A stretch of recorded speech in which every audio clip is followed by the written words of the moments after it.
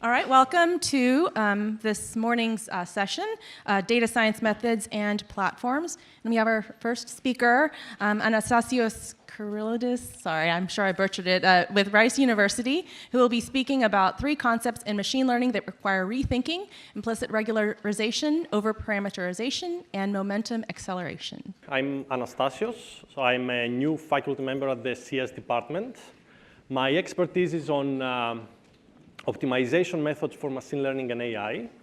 And today, most probably, I will not have the time to talk about all these 3 topics. I will focus only on the first one. This is going to be a slightly technical talk, but bear with me, we will figure it out. So this is a joint work with several people across the country. Okay, so because we don't have much time, so I'm going to present 3 hypotheses, 3 recent hypotheses. The first one is the following, comes from this paper, The Marginal Value of Adaptive Methods in Machine Learning Systems, which says that adaptive methods like AdaGrad, Adam, maybe you have seen these algorithms when we use TensorFlow or PyTorch for training neural networks. They can be significantly worse than plain gradient descent. Okay, so there is some theory to back this up.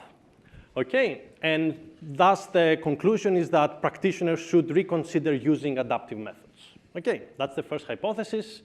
The second one, which I'm not going to talk much about, it is about whether algorithms and the choice of algorithms we make, the algorithms themselves, they actually introduce implicit regularization. What I mean by that, if you choose gradient descent, because the gradient descent performs in a specific way, it actually converges to a specific solution, even if there is an infinite number of solutions. Okay, so the algorithmic choice actually introducing implicit regularization. Okay, and this is the Cold Best Paper Award this year.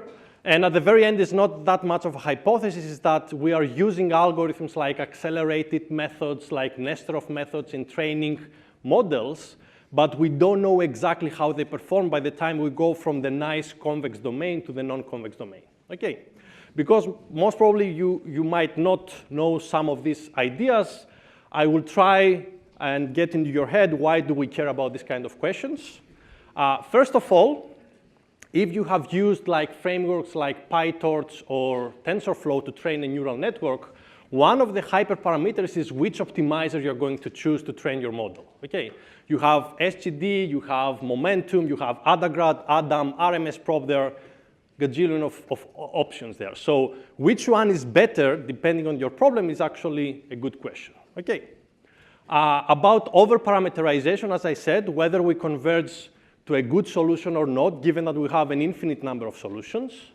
And of course, in the case of momentum, whether there is some theory to say that, okay, we are safe, let's use momentum in training neural networks. Okay, as I said, due to the lack of time, I will just focus on the first one. Okay, and feel free to find me in the break if you want, if you're interested in the other 2 topics. So some background so that we're all on the same page. So we're talking about problems that can be written as optimization problems. We're trying to minimize a criterion or a data fidelity term or the model, the function f, which can be decomposed as the sum of functions, where each function is related to a specific feature response data sample. Okay, just to give you some examples, think of least squares, linear regression. You have some, here some features, you have the response, and you're trying to minimize the square loss. We can talk about classification, where we actually have a binary classification. We're talking about logistic regression. I'm not going to get into the details. Or the holy grail, we're talking about neural networks, where we have an input xi, we have the response yi, and we're trying to learn the model w, which is the set of unknown parameters, through these layers so that we minimize this function. Okay.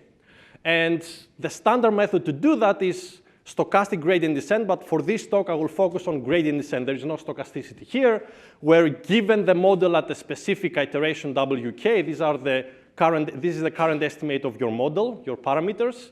You're actually taking the negative gradient weighted by a step size, and you update the model. Okay, any questions so far? Is this clear? Very good. So let's go to our problem Why do we care about adaptive methods in gradient descent? The ultimate goal is to understand when and why they work well. Okay. But because neural networks, for example, they are too complex, we're actually are going to focus on similar models in order to get some intuition. Okay. So why we do that? Yes, neural networks are extremely hard to train in theory. But if you use gradient descent, you all know that you actually get to a model that generalizes well, and we don't know why. Okay. And to do that, you have to select several hyperparameters. You have to select how to initialize, how many layers you have in the neural network, how wide is going to be, how much wide is going to be each layer, and so on. And one of the key hyperparameters is this eta here, which is the step size, which means that given that I have a direction to move to, how far should I move into that direction? Okay.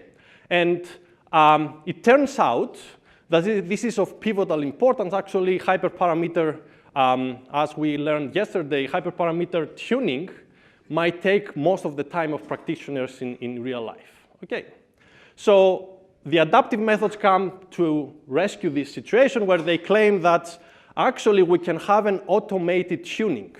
So we can, on the fly, learn a matrix which is kind of a weighted matrix that actually says that as I go, I will learn more information about I will have more information about my function, how it looks like. So I will change even a very bad step size that you had at the beginning towards a better step size. So this is kind of what it is claimed about automated tuning as you go. Okay.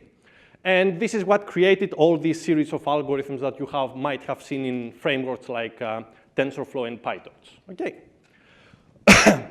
Now let's go back to the hypothesis, which says that actually if you run on models like simple models like convolution neural networks or feed-forward neural networks, gradient descent against adaptive methods, there are some cases where still gradient descent performs better than adaptive methods. Okay. And because, as I said, it is too complex to explain this, let's consider a simple problem. Let's forget about neural networks. Let's go back to standard linear regression, where here we're interested in minimizing a square loss, where X here is the design or feature matrix, N is the number of samples you have, D is the number of parameters you have. We're going to make the problem simple by saying that the responses are actually plus and minus 1, just kind of a classification in linear regression. And this is your data set, and they consider the case where you have more parameters than data samples. Just to remind you that this is the over-parameterized case, okay, where you have your model that you don't know, it has more parameters than your observations. This means that you have an infinite number of solutions here, okay? And this is in contrast with the under-parameterized, where actually you might have a unique solution. Okay, so going to that, what they consider is actually a specific construction of the matrix X. Don't worry about it. What I'm trying to say here is that each row of this X matrix is designed such that the answer to your question is actually in the first entry of each row. So if you have, So if you have a W star that actually gives 1 here and 0 to all the rest, it actually minimizes your model. Okay, a very simple case. So what you have to care about is just the first entry. Okay, so given that we have some training data, we train gradient descent, we train using gradient descent, we train using adaptive methods. Now we create a testing data set, unseen data. And what they observed is the following, that adaptive methods end up classifying everything, all the unseen data, as positive, as the positive class. So even if you keep giving them like something that comes from the negative class, they don't care, they just go for the positive one. While if you just go for gradient descent, it actually, under assumptions, can distinguish between the two classes. So what does this say is that actually there is, in theory and in proof for a simple problem, that gradient descent is provably better than adaptive methods. Okay. And there is kind of a folklore explanation which says that for the case of linear regression, this problem, when you run it with a gradient descent, is equivalent to the minimum norm solution that satisfies your constraints. What does this mean? It actually gives you a notion of low complexity. We like solutions that they can be explained in a specific way, like they have the minimum norm solution, they have some other properties that can indicate that they are preferable and they are more generalized. Okay, so that's the kind of the explanation. So let's go back, and this is our perspective, and we're going to take a more mathematical path for this. And we're going to study both algorithms. This is the gradient descent, this is the adaptive gradient descent, and try to find closed form solutions, how they are going to look like after you run it for t iterations. Okay, bear with me. So for the case of under-parameterized case, we're going to consider every case. So for the case where you have more number of parameters, observations than parameters, yeah, gradient descent has a weird closed form solution. Actually, if I run the algorithm or if I just compute this, is the same thing. Okay, and under assumptions, yes, it gets the unique solution for this under-parameterized case. Okay, now for the case of adaptive methods, what happens is exactly the same, but you have a completely different characterization, but still under assumptions, these two algorithms are equivalent, which is expected given that the problem is convex, it has a unique solution, and both algorithms, under different assumptions, they kind of get to this solution. The interesting things happen when you are in the over-parameterized case. You have an infinite number of solutions. Again, there is a closed form characterization, which, as I said, gets you to the minimum norm solution for the gradient descent. Okay. Now, Now the question is, what happens about the adaptive methods? And the answer is that there is, at least to our knowledge, there is no closed form solution for this case. So we have to take a different path. And the way we try to solve and try to characterize what kind of solution adaptive methods converge to is we're going to consider a two-step procedure. First of all, we consider the question, okay, we have some training data. If I run adaptive gradient methods, do they actually fit my data? Do they get a solution where I actually minimize my objective? And it turns out they do. Actually, if you run the algorithm after t iterations and you hit it with your feature matrix, the responses you get have this weird form that actually if you run it long enough, it turns out that it is actually your responses. So what does it mean is that within training data set, both the algorithms perform the same. Okay. Now the question is what happens on unseen data, and we had an example in the previous slides where they don't perform well. And we said, okay, let's consider the same counterexample, but what we change here is the two classes. Instead of plus and minus 1, we're considering a level which is less than 1, which says that the two classes are actually closer, so the problem is actually more difficult to solve. Okay. And we found out this surprising result, which is the following, that I will explain this table for different problem sizes and for different levels. We're actually having 10 to the 4, 10,000 testing data. And we see that as the level is small, like the two classes are closer, adaptive methods have best performance. They have 100% accuracy, while gradient descent methods, they don't get that. Okay, and I want to highlight here that the two solutions, this is the distance from the minimum norm solution, while gradient descent gets here, adaptive gradient methods get somewhere completely different. Okay, and actually this can be scaled to be norm 1 and it will not change the result. And still you get a better result. So the idea of the minimum norm solution being the best one is not like we need to rethink that. Okay, we don't know whether the different solutions that the algorithms converge to, we don't know the algorithms whether they get a solution with low complexity is better or not. So this is an open question. And we see this also in practice. What these plots show very quickly is the following. They actually say that for two different, we have more results, but for two different neural networks, one is ResNet, the other is the mobile net from Google. Okay, the top plots are training losses. The bottom plots are like accuracy in testing data, and we're comparing plain gradient descent methods like stochastic gradient descent and stochastic gradient descent with momentum with adaptive methods. And what we would like to say here is that whenever a gradient descent gets the best performance, there is always an adaptive method that matches that.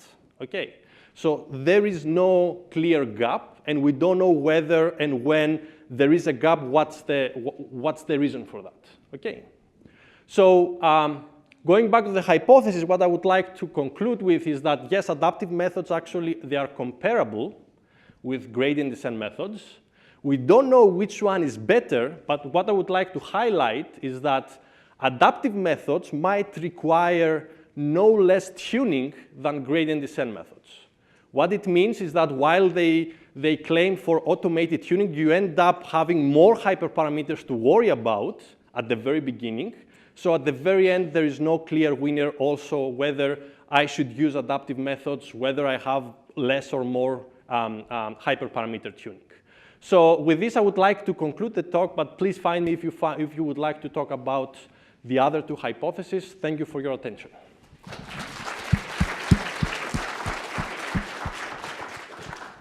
Let's see. So we have some time for maybe a question or two. So what questions are there?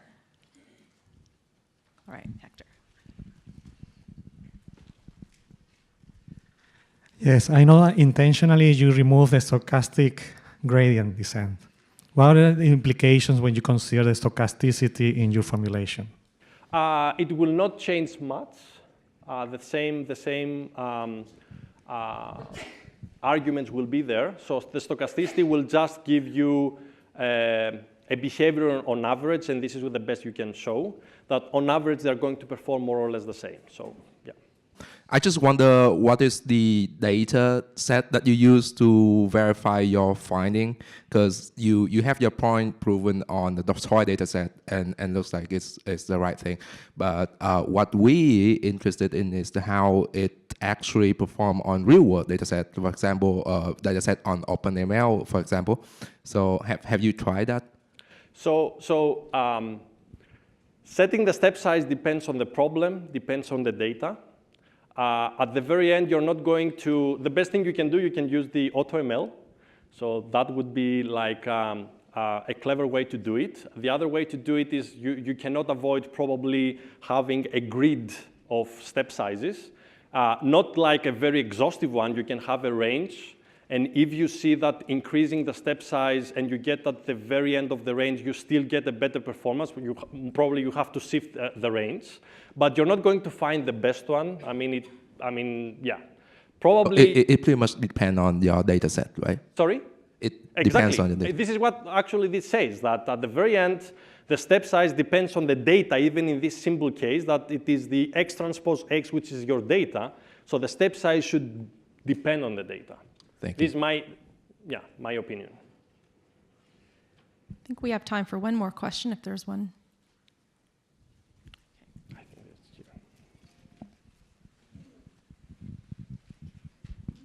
here. Thank you very much. Can you go back to the slides about this very interesting finding? You said the minimal value actually very different between the gradient descending and the adaptive approach. This one. You see the minimal value here is very different, but you see the adaptive approach actually getting better solution, right? So can we see it's because of the cost function, the loss function should be better choose in this case, or it is? This is just an example for the linear regression case. What I have as an open question is to go beyond the linear regression case, whether we can actually show something about logistic regression.